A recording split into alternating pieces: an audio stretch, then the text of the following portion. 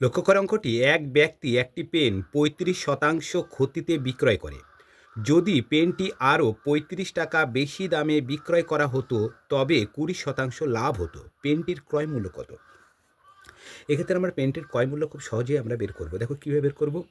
লবে লিখে দেবে ১০০, গণিত কত টাকা বেশি পেত? ৳৩৫, লিখে দাও ৩৫, বাই করবে কত শতাংশ ক্ষতিতে বিক্রি করেছে? দেখো ১৫%, লিখে দাও ১৫, তার সাথে যোগ করে দেবে লাভ কত হতো? দেখো, যদি ৳৩৫ বেশি দামে বিক্রি হতো, লাভ হতো কত? ২০, সেক্ষেত্রে যোগ কত হবে? ২০।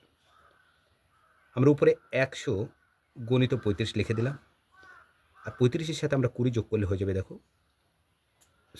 ৩৫। তাহলে ৩৫ কাটা, তাহলে আসছে কত? ৳১০০। অতএব পেনটির ক্রয় মূল্য হবে ৳১০০। আজ এই পর্যন্ত, পরের ভিডিওতে আবার দেখা হবে।